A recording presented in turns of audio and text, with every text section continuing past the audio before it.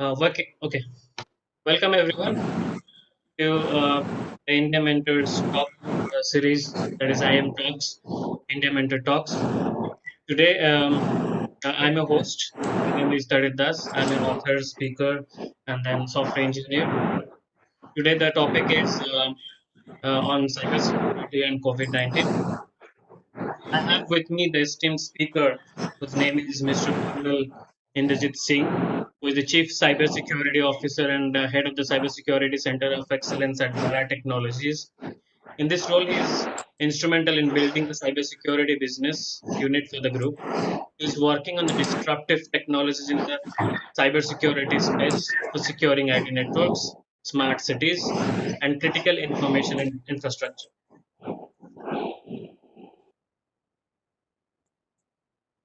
Okay, now we'll go to the topic. So, as all of you know, that cybersecurity is a topic which always fascinates the students and software engineers. And moreover, now that in the era of online streaming, internet evolution, like online classes, this topic has become the basic fundamental knowledge for all the citizens. As we all know, that due to COVID-19, the cities are locked down.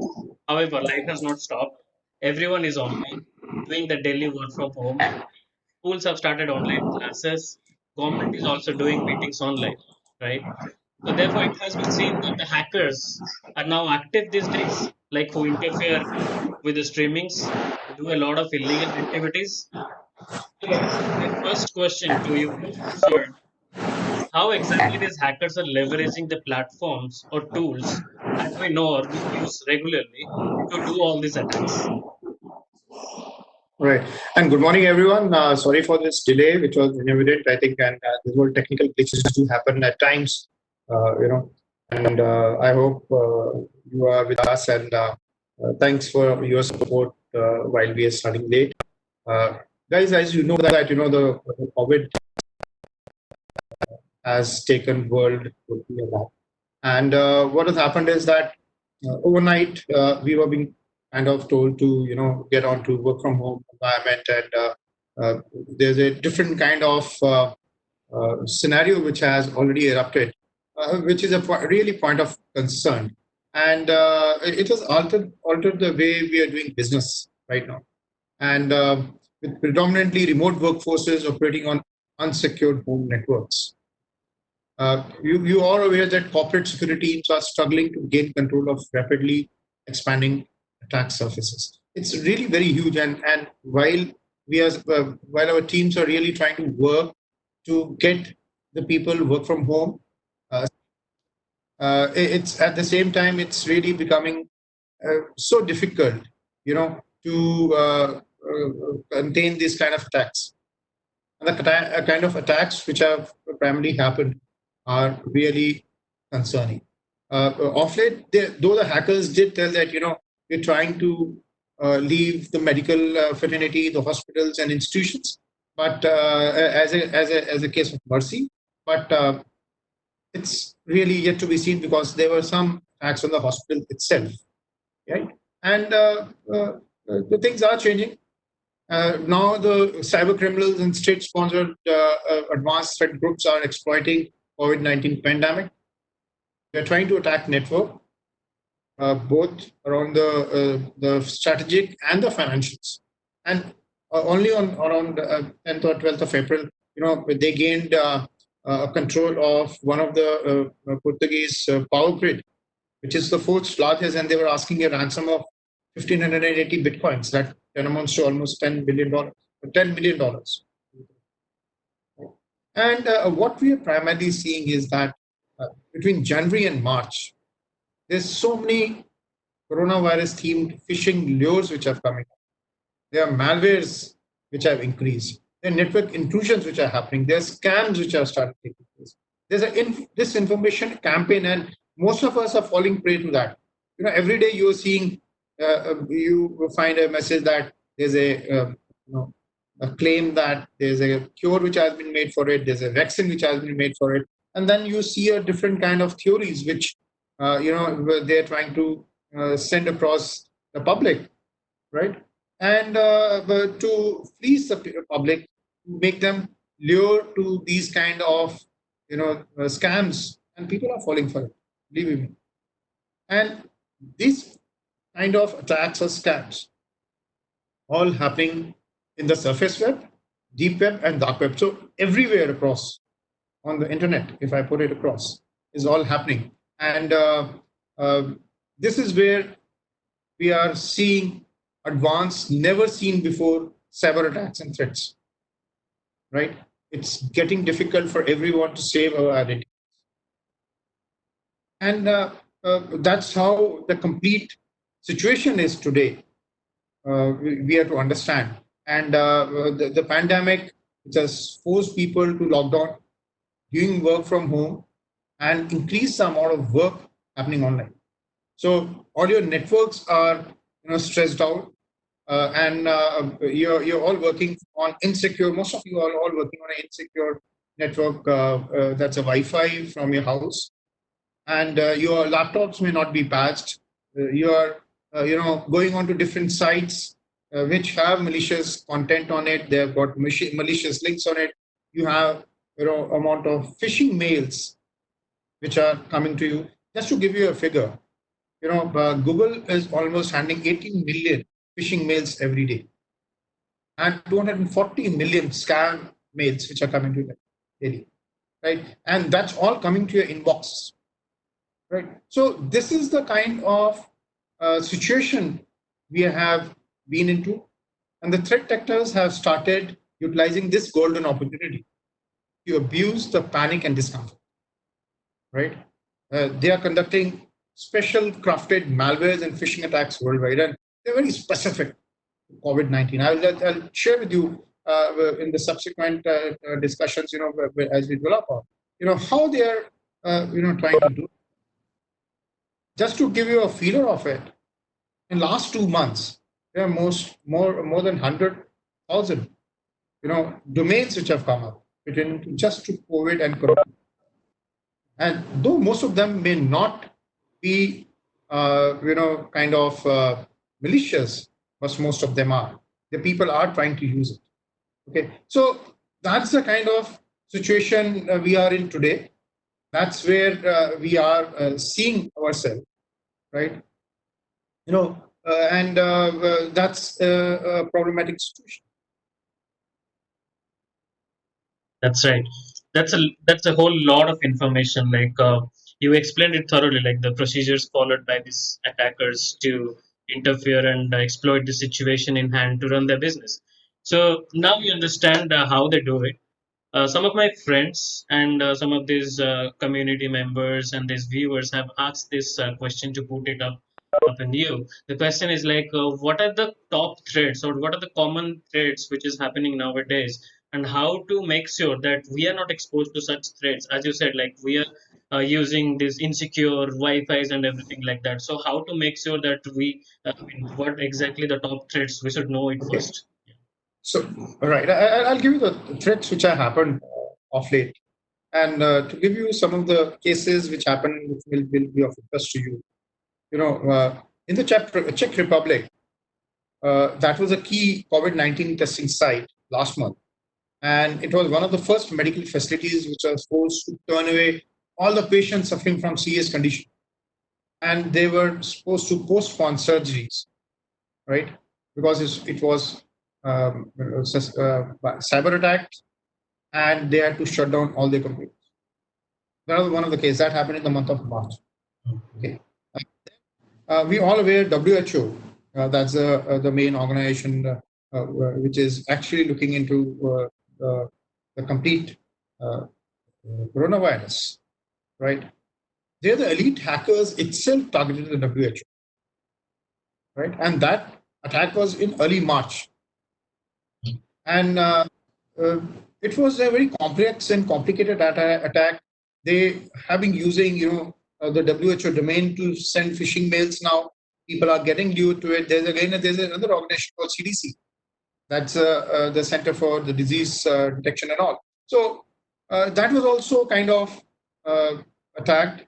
And there are lots of mails which are coming in your email now today, which are from the WHO telling you that these are the kind of guidelines which are there. These are the kind of do's and don'ts which are there. So we are in fact, put into a trap in the name of WHO itself. And there were some of the applications which came with the name of WHO and made people to download. Right? Then there was an interesting, while we are talking of the applications, I would like to mention here one of the applications that was a mobile application which came up, that was called the Corona Update. Okay, and that Corona Update application, once you install, it was primarily giving you all the details, all the updates of coronavirus, how the viruses are being spread, and what's the reach and all the stuff, what we need to do. But it was a malware. And it was stealing all your data, your messages, your WhatsApp messages, your details, your SMSs, your IMI number, your IMSI number. Okay, and everything which was pertaining to you was being sniffed, and the data was being taken away. And some of the ransomware attacks also happened subsequently. Right. Then there are a lot of e-commerce sites. They have been compromised, and that's the exposure which is pretty huge. And there's almost 26% increase in web skimming in the month of March itself. So you can just see how the hackers are leveraging this situation, because all the physical deliveries are down. You cannot reach up to the market, so they're all going onto the e-commerce sites, putting you to the limit. Right.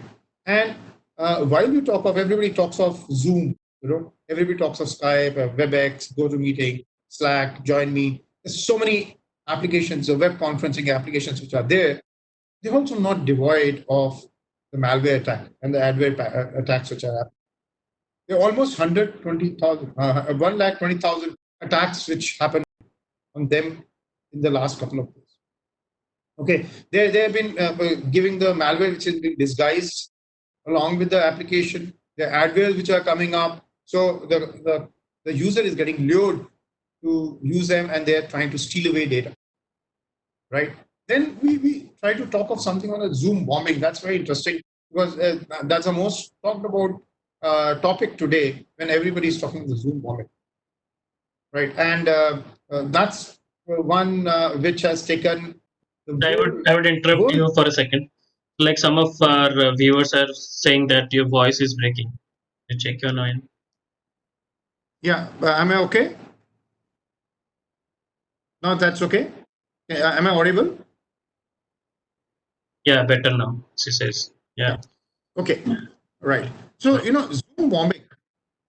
And the Zoom bombing was where you had people, just get crashing into your Zoom calls. Okay, and that had taken aback a lot of companies, a lot of organizations, even the kids who are doing their class. They had to face this agony. It's a new normal. It never happened before. And to put it across, there were almost 5 lakh user accounts of the Zoom, which was sold in the darknet. And these attacks, these credentials, could be used for the DOS attacks. Right? So it's a vicious circle. That's how the attacks are happening. That's how attacks are taking place. Then there are a number of other attacks which have happened, but I want to discuss it here. But the list goes on and on, and every day there is something or the other. Right? These are the kind of attacks which happen. Number one, right? Telling about how the threat actors are leveraging the COVID-19 pandemic, you'll be surprised. And the phishing mails have gone up to 600%, right? Driven by criminals looking to capitalize on the pandemic. It's 600%, right? Phishing mails. So it's a point of concern for all of us. That's why the cyber threats are the point of discussion, right? And what they do about these phishing attacks or the phishing mails? They are not just mails to give you, filling up your email accounts or boxes. They are either the scams, or they are the brand impersonation, or they are the business email compromise, right? So there are 3 types of things what they try to do. Remember, And if you look at it, how the threats are moving, and they have been moving as the complete, the coronavirus has been moving. Initially, they targeted Asia, then they targeted Europe, and they had very specific language, very specific malwares, very specific spear phishing attacks, which were taking place. And it was observed that all these campaigns were multi-language. They had multiple attachment. In the sense, the same malware will be different, putting across different payloads. So that is how they were doing it. And like I told you, there were more than 100,000 COVID-19 web domains which came up, and it's, which are to be treated by suspicion.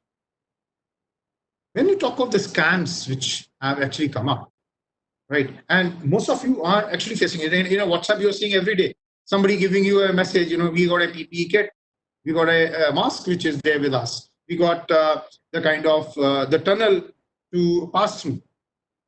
All the scammers are taking use of the opportunity. They're trying to sell counterfeit version of medical supplies that are short in supply. Okay. They're tricking users to buying fake cures. You come to know there's an immediate test kit which is available. And believe me, there's the WHO guidelines on the test kits are very specific, right? Similarly, the cures which we talk of, the medicines which we talk of, they're all like the fly-by-night operator. They try to fleece you. They're giving it, right? Then they give you an investment opportunity itself, and most of you would have got it, right? They are offering the opportunities in companies they are claiming to have the cure. So you try to, get into their trap, right? And this is how they are, and this is not stopping here, right? And there are other threat actors, which are the state-sponsored attacks. State-sponsored means they're being operated by the governments, like the APT 36, which is very prominent. Fin7. There's a Maze ransomware group which was very active, and they attacked Cognizant yesterday. Then I told you about the Portuguese power grid being down altogether. So these are all sophisticated threat actors, right? And their sophistication of the attack is likely to increase. It's not coming down, right? And one attack which I will, though it's not concerning pandemic, but it's really surfaced out again very recently, is the sextortion. That you get a mail immediately in your mailbox where they say that we have seen you, having a pornographic site visit, and we have the video of it. We have made a recording of it. So now you pay a Bitcoin. So the solution to this is, first check your the domain from which it is coming. You will find most of the time it's coming from the fake malicious domains. Number one. Number two, you can check up on a site called Bitcoin Abuser, right? Bitcoinabuse.com, to check the wallet from the wallet which he's telling you to put the money into. So you will check it up that if you check, most of the time it happens that he's the guy who's being trying to do this kind of activities all across the world, and you will find that he's laid a trap on you. So just neglect those kind of mails if it comes to you, right? So this is how the threats are evolving. Started the list goes on and on, and but this, to be very concise, I thought I will put it across in this manner. Yeah, that sounds interesting. Like a lot of ways these actors are behaving and taking the situation into consideration to attack us. So let's come to the most common way of attack, which is now happening on the Zoom or online meeting platforms. What we do, like This online classes has also started on Zoom for the students, and we as software engineers working from home, we uh, communicate everything on this Zoom software, the clients and everything. So non-disclosure things and everything. So what do you think? Like, what? Why exactly these meeting softwares are vulnerable to these attacks? Is there a basic reason behind it? How to avoid that? Okay, just to let's discuss something on the Zoom first, and I'll just tell you because every meeting software will have some kind of pluses and minuses. Even there was which came off namaste.in, and I was trying to check on that. It's got its own vulnerability in the code itself, right from the beginning, which Okay. everybody's told that kind of the just to tell you the Zoom, what it happens and what's there, and just to give you a feeler of the Zoom. Zoom firstly they had a very interactive GUI. It was easy to fix the kind of meetings, easy to join, right? And it was like very user friendly. That's why we saw this platform, usage from 10 million to almost 200 million in the month of March. Right. Okay, it's the kind of thing which happened immediately. And but the hackers uh, were always being very active. And what the problem with the Zoom is, suddenly why Zoom bombing has become a major issue. In addition to the Zoom bombing, there's something more which I'd like to say. The Zoom software can let the hackers spy through your computer's webcam and the microphone. That seldom people come to know. Okay, and it's got a tons of security and privacy issues. Though they're told that they've been able to take care of it. One part was that it was sharing your data with Facebook. Okay, even if you're not a Facebook user. Okay, that's very alarming. And so they immediately plugged it. The CEO of Zoom immediately plugged it up, and they were always lying about the end-to-end encryption. So practically, even the site which claimed that they were end-to-end encryption. And believe you me, this is a application where the CEO was a poster boy in the month of February this year in Mhm. US. Okay, and they claimed to have end-to-end encryption, but it didn't have, right? And there were again zero-day flaws which were there, the vulnerabilities which were there, and they were giving the privilege to the root privileges to any. That means anybody could get into your data of your machine if required. Now, having said so, the hackers started exploiting it because one, I told you about the encryption and the microphones. Some bit because whenever you are sending the kind of links for Zoom, you always see that there's a 9-digit code which was there Yeah. earlier, right? Which was very easy to create, and most of the time, you're not using the password to protect that you know meeting. So it should happen if you're easy access to it, you could create it and get into the meeting. Okay, and Zoom bombing, I told earlier, it really disrupted a lot of meetings. The point came up that kids were being, had to face this kind of agony when the class was on and they had to see the pornography, which got flashed during their call, which is very unfortunate in this kind of situation. But that's what the hackers are. They don't have any kind of love lost for anyone. For them, it's just a fun. Okay, so that's what they were able to do it. Okay, and so Zoom isn't perfect, but at the same time, I'll tell you, presumably no video conference tool is perfect, right?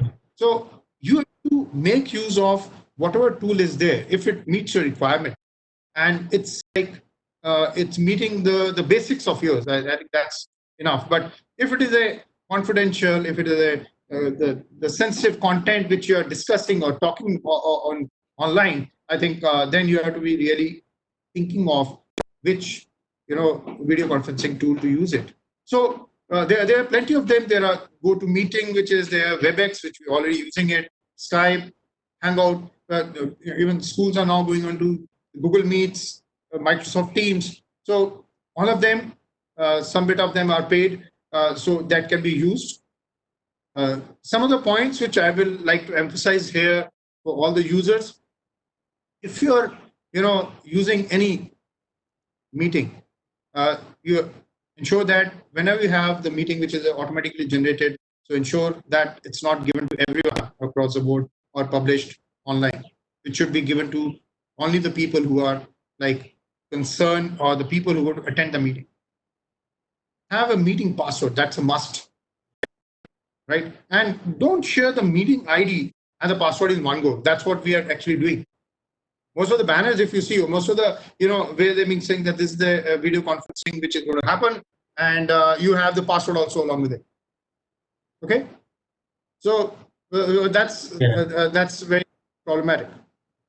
Then you probably go in for a waiting room kind of concept, where all the users onto the meeting. So there's a waiting room. So before the meeting starts, you have you're waiting your attendees who are there. Okay, then disable all the audio video for all the attendees, right? And let you unmute the people as and when it's required. They can raise a hand and show it. And the major part is that the screen sharing, right? That should be there with only. Okay, it should not be there with everyone and anyone who can just share the screen now. So these are the kind of do's and don'ts when it comes to Zoom, when it comes to the video conferencing which are there. But this, remember that this is a new normal, right? And these meetings are online meetings are not going to finish now. It's going to continue for some time more, right? I think till we overcome the COVID-19 and its distance, quite distant now when we overcome. So travels are not going to happen. Business travels are not going to happen. We are not going to be like standing so close to each other. So at most, all video conferencing tools are going to be most lucrative to be used, and that's how we're going to be communicating with each other. Right. So do the validation of it, work out the pluses and minuses of it, and then only practically go in for any platform which you want. Right, Tadit? Yeah, makes sense. Yeah. So with this, let me ask you one question, which is asked by Dr. Pooja. The question is like, is there any law related to cyber threats? Let's say I caught someone who is sending me phishing mails and threatening me. What are the laws under what I can take the action? So practically, there are no new laws which have been made, but Indian IT Act 2000 has got elaborative details on the anybody who's sending you phishing mails. So you can always complain in the cybercrime.gov.in on that, and you can register your complaint and file your complaint against them, whosoever is sending you a phishing mail, with the complete details of the header. So that you need to do. You can register a complaint. Yeah. But what a common man do, like as you said, like we are getting a lot of phishing mails, or somebody directly comes to your Zoom meeting and then you don't know. So what exactly a common man do to make himself or herself protected? As you said, there is also ways to attack the Wi-Fi and come to the network and do a lot of stuff. So what exactly the common man do? Right. Okay. So practically, I'll just tell you what a common man has to do, because I don't think everybody is going to be a cyber savvy or the cyber security. So what you need to do, what are the things which can help you, be safe. Just to give you one perspective here is that when we talk about the COVID-19, and we were all made to work. Practically, we never thought of that situation to come that we will be working from home. So the challenges which are being faced by the common man At the same time, but the organizations were like, the organizations never put in place their BCP, that the business continuity, plan tests at this scale. So it was like a challenge for them to, work it out as to how the business continuity plan can be, worked out. What are the challenges? They never thought of the cyber risk which was emanating and which is now also. Things have not died down, though we have started working from home. But the business continuity plan, the cyber risks are still live, right? We are still working on it. And we are not ready for the transition and run businesses from home. And even everybody else, whosoever is listening, they know it that we are all struggling as to how we are going to overcome this new norm. How our businesses are going to work, how our customers we are going to interact with, how are we going to have the business meetings now since there's no travel, right? And the other thing which was a problem was that most of the organizations, they had their on-prem servers, on-prem machines which are there, and suddenly now if you're working from home, how do we do it? It's not just taking your laptop and you're connected. That's the least which you're doing. But there's a whole lot of things which we need to be doing about as to how you're going to be connected to the organization. How is your data going to be given to you? What are the policies of the data access which is there? How you're going to make your VPNs connected, to your organizations? How are you going to get the update? So lots of things. Then it was like employees who are working. How do I? I'm working from home, but what about my employee attendance? Did you ever think of it? So those were the kind of questions which came up. And managing customers, managing your third-party suppliers. Okay, so that was another thing which came up. And the one more thing which was there was working from home was the most easiest.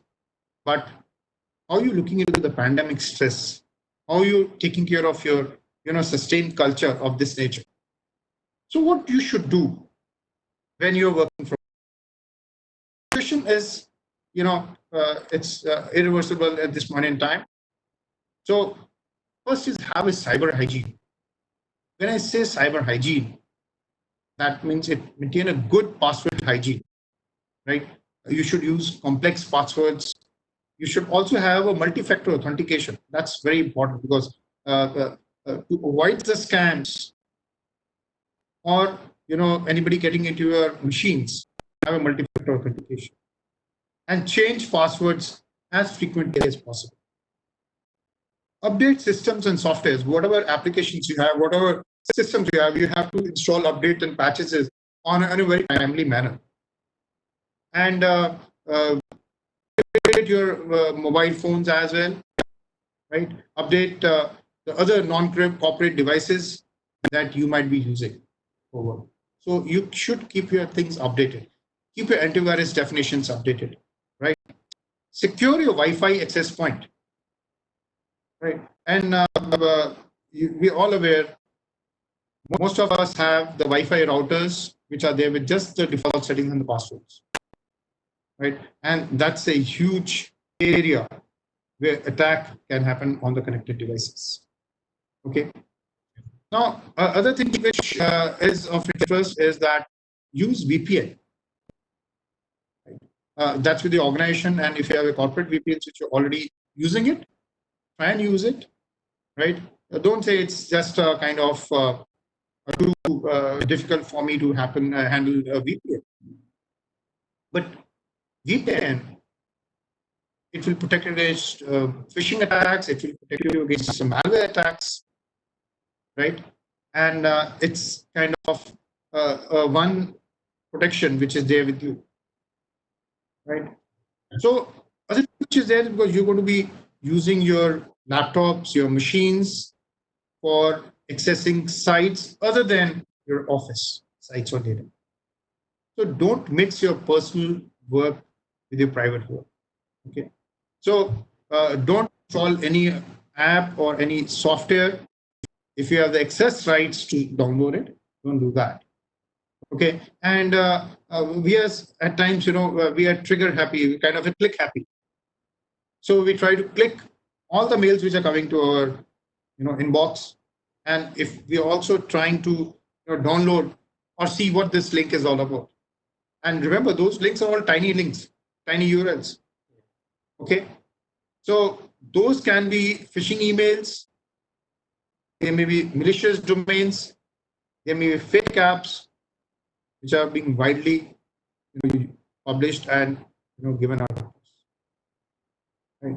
The threat actors love to exploit real-world, tragedies, and COVID-19 is no different. So they are exploiting this situation which has come up. So try to use that. If you're a more technical, then you can go in for a DLP, okay, which can protect you against your leakages which are there in data. So that also is there. So those are the kind of things which you should be using it as a normal user.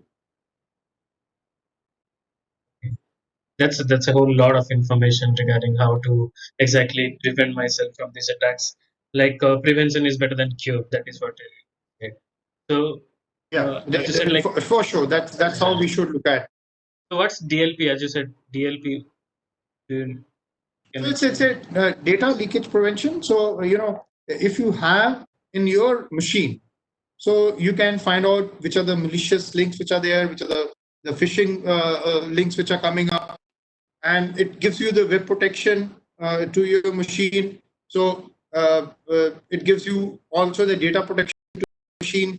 So any attack or the vulnerability which is coming up to you, it gives you alert, right? So that's what it gives you. One thing which I wanted to tell that if you're using the office machines, Mhm. the best thing to protect your office data is to encrypt the complete hard disk itself.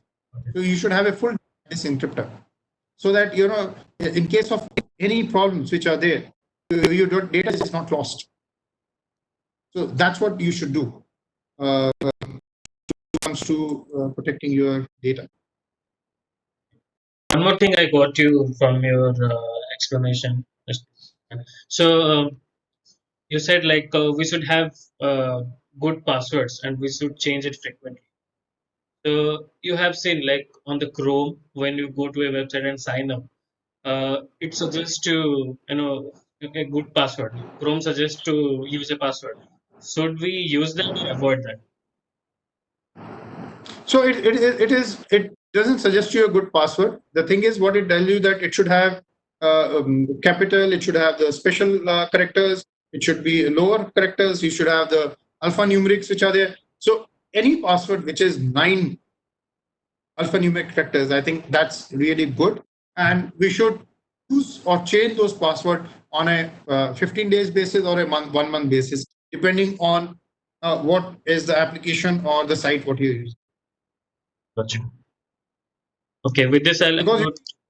Yeah. because it why it says 8 or 9 or 10 or 12, if I apply Mhm. my power to break that particular password, it takes time to break that password. Okay, so that is how the complexity, number of permutation and combination you require to break that password. Now, amount of power which you require to, computed power which you require to break that password is much higher. Okay, so that is not easily broken. So that's how it works out. Okay, I'll take another question, which is from Himanshu. He says, "What should the Zoom type app do to make the data secure?" I think we already answered that. If you want Yeah, to add something. I've already told you, but Zoom has tried to secure your from their side. They have tried to do it, but I already brought out 4 5 as to how you should secure your Zoom call if you're happening. And I'll say here, though we have the advisory from Government of India, which has already been populated to everyone of the non-users of Zoom for the government employees and the government machinery. So that's already in place. But do's and don'ts of Zoom, if you still have to use it, I try to give those points, right? lock your conference call, don't share your password, don't share your screen, don't share your meeting ID. So all those things, and update your Zoom application, right? But still, they have some vulnerabilities, and most of the applications do have vulnerabilities where they can exploit that. Like I told you, that it could exploit your webcam and your mic. It could also exploit your hard disk. Okay, so that's the kind of exploits which are available. Right. Gotcha. Okay, next question is from Gaurav Saxena, who asks that the question is like, as Mr. Singh has highlighted, the most of shopping sites has been compromised. What a normal user can do as the precautions, especially with well-known shopping sites or payment gateways. So have your browser updated, right? How do they try to get into the shopping sites? One, if you don't have ad blocker, which is there, you would have seen that anytime when you are getting onto a site, okay, and the same kind of photograph is there, which is available on other browsing sites which you are trying to browse. So some of the keys are: one, download a ad blocker, right? Download the kind of application, sorry, download kind of extension which stops all the scripts which are running behind. Because most of the time, what they're trying to, most of the browsers, especially the Google, what it is trying to do is it's trying to fingerprint you. Okay, fingerprint in the sense that it's trying to take a view of all your activities, what you're trying to do on that browser. And most of the sites, that's what they are doing. So some points. One, you can try to use DuckDuckGo. It's a more secure and more privacy-oriented browser. Okay, or you can use a browser called Brave. That's a very nice browser which is there today, and much better than Chrome if you're trying to go onto any e-commerce site. And it avoids the fingerprinting, because that's how the browsers try to find out who you are, and when you return what they are there. And based on your browsing history, they try to push those ads. Okay, and you can also switch off your location. So that's a location which is going along with the browser, so you can switch it off. So these are some of the points which you can take care of, while you're browsing any of the sites. So, Mr. Puneet asks Mr. Singh, is there a way to find out if an app is end-to-end encrypted? Interesting. So it's only when if that is being tested. As a normal user, you cannot find it out. Most of the apps may say they are end-to-end encrypted, but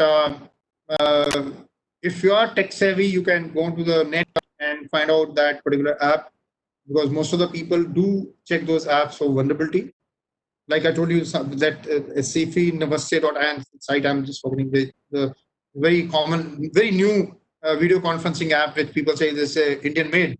It has got a Lodash vulnerability.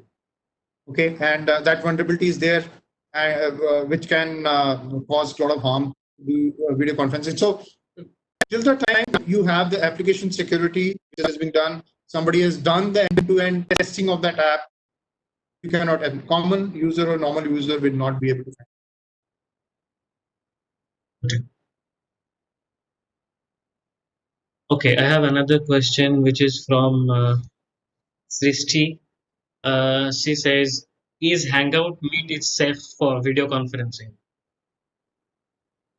Yeah, Hangout is a video conferencing which is there, which comes with the Gmail for the Gmail customers. So you can create a meeting with a small group of meeting. So that is always possible. But a Google Meet is a commercial model which has been floated by Google. So that you can do it. And I think in Google Hangout, the number of people you can have is around 10, not more than 10. But it's not got the feature of recording. You cannot have a recording facilities in it. Okay, so you can't do that. Uh, that's a difference from the Google Meet, which is there. And Google Meet, like I told, it's a commercial model. It comes with a G Suite. You can have almost up to 150 people, which can be part of that meeting. And Google Meet, they're giving it free as of now. Like I told you, even the Teams which is coming up, Microsoft Team, they're giving it free of cost with Office 365. Okay. With this, we come to another question, which is kind of interesting. Himanshu says, like, if someone hacks from my program, what should I do? How do I recover data, and where to complain? With this, I'll attach another question from Dr. Pooja, who says, do we have a data privacy policy in India? So these questions are on the same line. I will come to the second question first. Okay. We were supposed to have the data privacy law, which is on the anvil. And last year, November, we had the group of ministers which have been nominated for it. They are going through that and ratifying it. And I think anytime that data privacy law should be in place for us. And once the data privacy law comes in, we'll have a lot of advantages.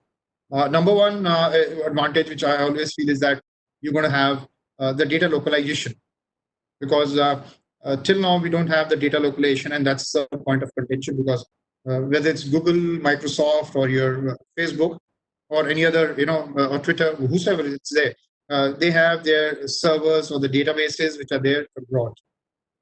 So once the data localization comes in, you're supposed to have a copy of the data in India itself, right? And in addition, there are lots of other points which are there, which are interesting for all of us. And once that data privacy law comes up, that's a very strict law. It's on the lines of the GDPR itself. Okay, so we will be highly protected when it comes to the data privacy, and each organization will is to have thereafter, like a CIO or a CISO or a CTO, data privacy officer. Okay, so the DPO is also going to be there, who's going to ensure that there's no data leaks which are there's no violations of the data of any kind. So that is one. The first question, if you repeat again, Tadit. Yeah, so that was, yeah, if someone hacks data from my program, what should I do? How do I recover data, and where to complain? So I'd like to understand from the program. I didn't get your point. Uh, if you could elaborate that. Yeah, Himanshu, please elaborate if you are there.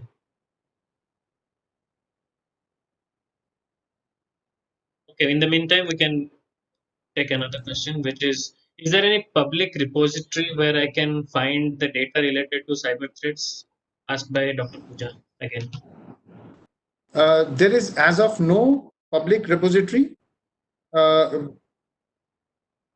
but yes, if you look at it, there are places where I can show you a site where you do have the threats which are happening on and off. It's not pertaining to India; it's all over. So you have a lot of inputs, and each threats which is there is generally tried to be captured.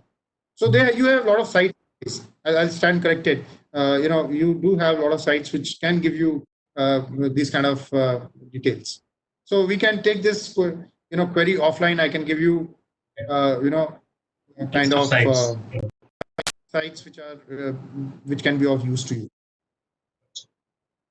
Thanks. So next question is from Dr. Gaurav Arora.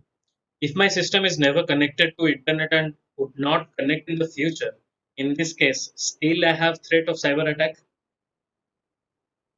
I didn't get your question again, please. So he says, if my system is not connected to internet or I don't have any plans to connect that in the future, will I be still a threat for the cyber attack? So it's like you can be attacked anytime. Okay, whether you have intention of connecting or not, if you are vulnerable, okay, and you get onto a internet, you're definitely vulnerable. You can be attacked anytime. It's not that you're going offline and you're putting the system off. But when you switch it off, if you have vulnerabilities, if you have the systems which have not been patched, and you're on the radar, you definitely will be attacked. Yeah. So the question was like, if he doesn't connect to internet, I mean, or in the future he had don't have any plans to connect to internet. So it's like no So there's connection nothing. whatsoever. If Okay. you're offline, see, if, Yeah. for example, if you're offline, so there's no threats of that nature. Gotcha. Unless and until you're trying to use a USB and pen drive, and Mhm. if that is in, then you bring in that virus or malware to the print pen drive itself. Gotcha. Yeah, that's correct. Um, One more question from Dr. Puja, who says WhatsApp says messages are end-to-end encrypted and they store the hash, but not the actual text. As a novice user, how should I make sure whether it is end-to-end encrypted or hashed? See, it's like this. When it's on your mobile and you have the messages which are end to end, that's end to end encrypted and they keep the hash.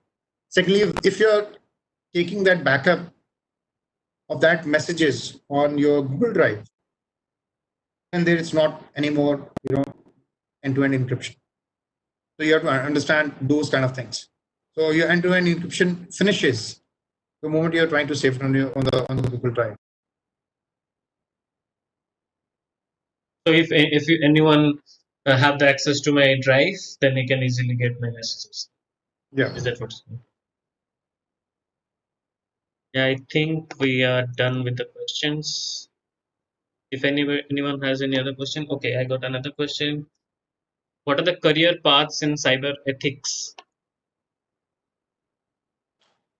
So, cyber ethics career paths, if you're in, since I think everybody is already an expert in it, but if you really want to get into it, the start point will be the cyber ethical hacking course, which one can do. And if you really need to pursue the next stage of it, you can get into more expert. Is that CISSP is another course which you can do it. If you want to be into the offensive part of it, then you can do the OSCP. Or if you want to get on to the kind of auditing, then you do the CISA or the CISN. Okay, so these are very professionally accredited courses, and they have a market value today, where it also gives you the domain expertise and the kind of jobs also, which can be. I got another one from Dr. Puja who says, what are the career paths if someone wants to make his career in cyber domain? I think this is the same one, right? Yeah, that's yeah. The other question I have very interesting from Dr. Puja again. No, hackers are not all cyber experts are not hackers. Okay, I will put them in two to three buckets. One are the hackers. Second are the cyber sleuths. Okay, who actually get investigative side, and third are the cyber security, who ensure that the security has been taken care of your network. So all experts are not hackers. So three different flavors of the same thing. Um, uh, that's how the expertise is being gained. So hackers are into the different kind of expertise which they gain, and they will get into it, like the hacking itself, like you asked earlier, like in the cyber domain. So you become a black hat hacker, and you gain the expertise. If you are into the sleuth, that's an investigator, then you get into the vulnerability assessment, penetration testing, malware analysis, reverse engineering, and those kind of domains. If you're into the security, then you actually get into the deception technologies, the zero trust solutions, okay, the DLPs, the EDRs, right? So DNS protections, all those kind of different technologies which you'll be using. So different set of technologies used by the different set of people. Okay. That was an interesting one. Yeah. Himanshu, if you were there, please explain the question what you have already asked. We need more information on that.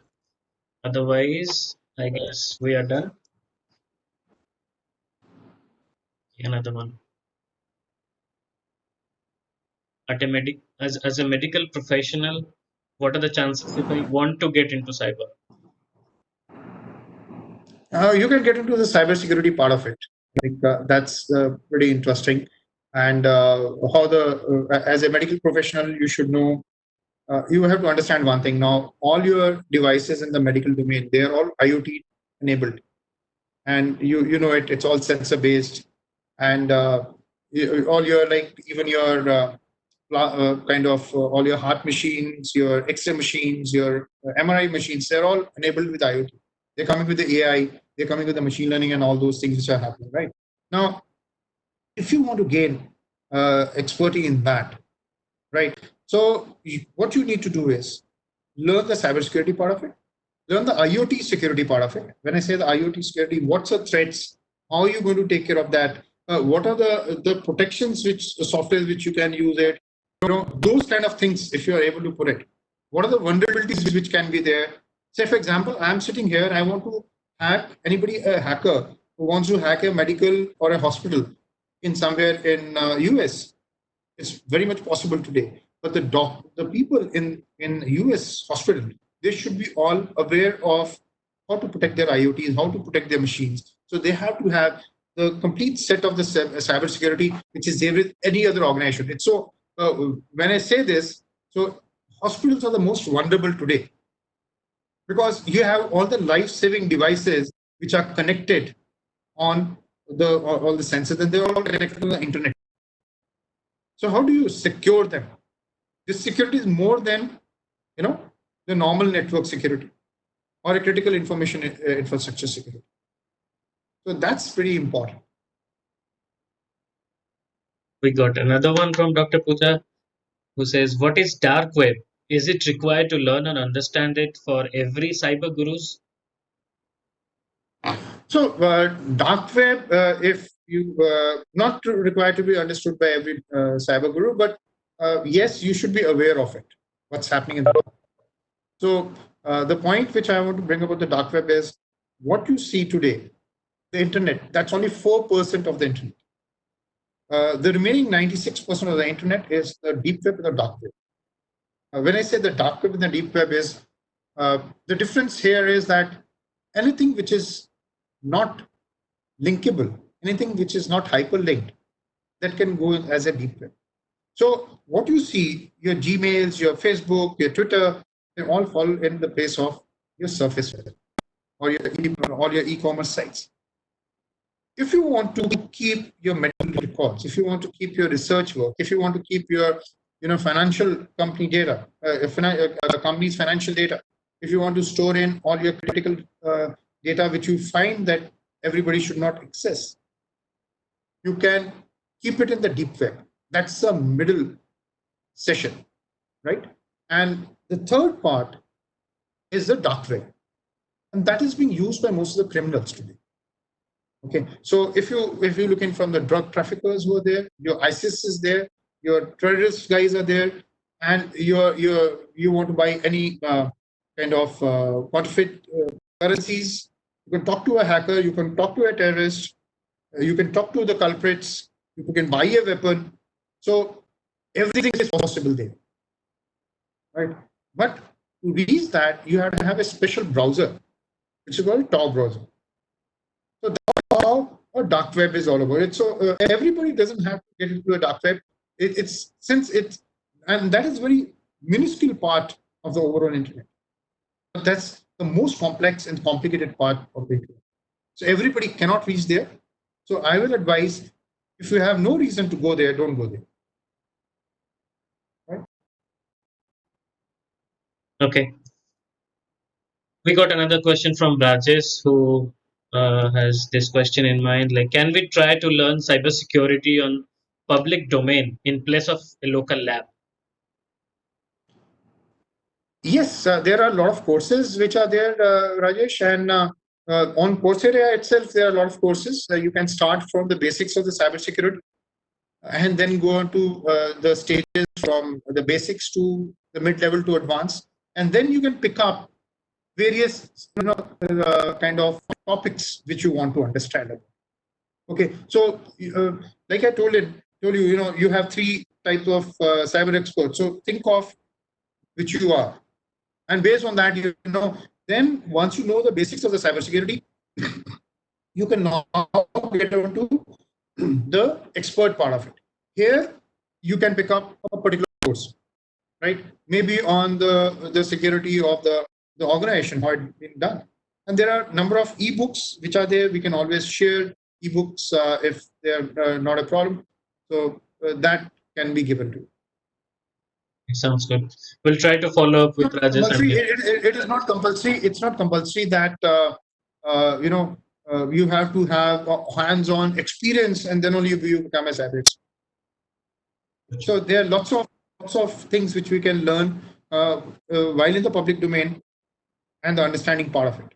Because using a tool of a penetration testing or a vulnerability assessment, so those can be left to the younger age. And to tell you one thing here, though age is not a factor, but cyber hackers, the younger guys are more interested in getting into using all the tools and trying to learn over it. So that can be always made use of if you're wanting to use for your professional use as well. So Rajesh has a comment like, see, he says like for practical in real life and real time as red team. Say again. He says for practical in real life and real time. Yeah. So he has the Uh, comment to the previous question. elaborate this particular question. Will like to answer to you. So for practical, yes, if you are a part of a team, then you should know how to do the vulnerability assessment. So there are a lot of tools on the vulnerability assessment that can be done. Second, for the penetration testing. So again, here there are lots of tools. So there are automated tools as well, which are there. A lot of companies have come up with even a one-click tool kind of stuff. So those have to be learned if you are part of that VAPT team. Okay, so that can be always done. You can read through it. There are tools which are available online on the net, which you can use it and try and figure out how it works and what best it can be used to as part of the red team. Yes, Mr. Puneet will be sharing the ebooks if we can after getting it from Mr. Singh. Anything else?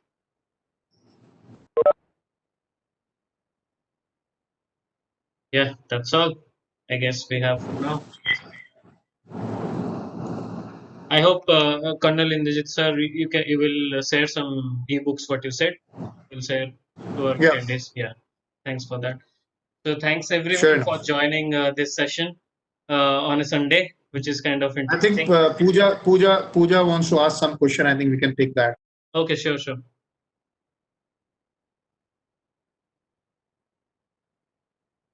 Did I miss any? Can you ask my questions? You can ask Pooja for the question if she has. Yep. Dr. Pooja, please ask your questions if I missed some.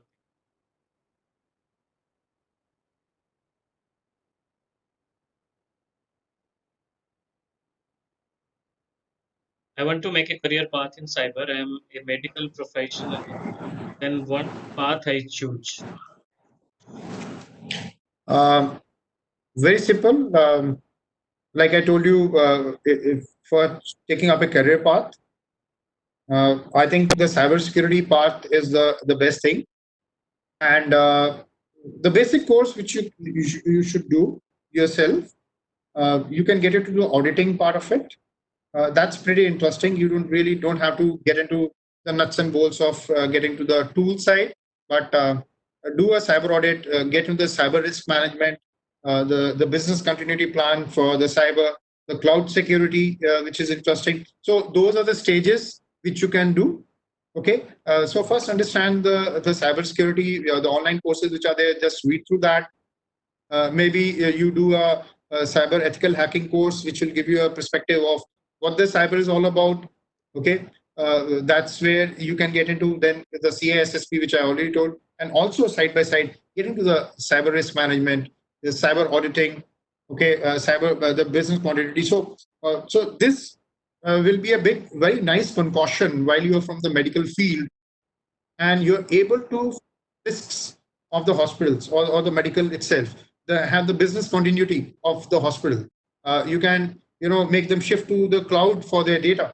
So those kind of things will be very, or doing the ISO 27001 for the hospitals, because that domain expertise or the knowledge of your, from the medical side, dovetailed with the cyber, would be very nice and very good combination. Okay. So she says, like, what are these online courses? And if I'm taking this from home, uh, can I be sure that I'm not missing anything, like taking these online courses? So it's like this, the online courses are the starting or the beginning of your cyber journey. That will actually give you a basic perspective, which I just told you. Once you're done with these courses, because there's no mobility, there's no movement outside, at least you're making the best of it right now.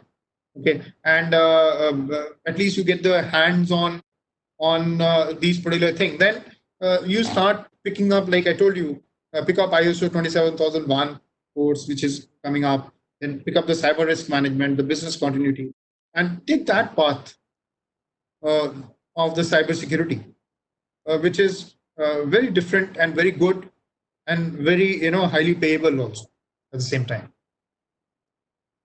And then also you can get into the data protection law.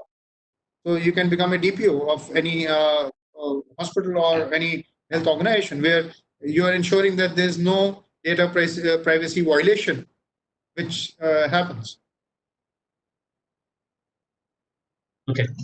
So I just have one announcement. Like Dr. Puja already asked this question, and I want to answer all of you. Like, if any one of you are interested to, get notification about future webinars or events from Indiamentor, so you can do one thing, like mail us at info@indiamentor.com. Say that you are interested. We'll add you to the WhatsApp group or a mailing list or something else, so that you get notified whenever we schedule a session. Thanks. Any other question? Anyone?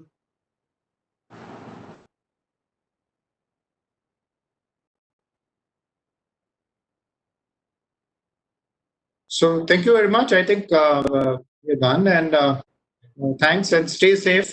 Be cyber safe, very importantly.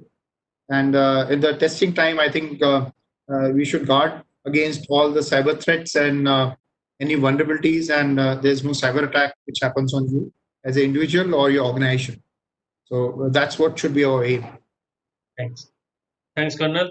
Thanks everyone for joining this session on a Sunday. Uh, and thanks to Colonel for sharing his thoughts on cybersecurity and how to exactly prevent ourselves from this attacks in this pandemic. And just for information for all of you, like we are coming with another cyber series of cyber sessions for the students specifically. So that's on list.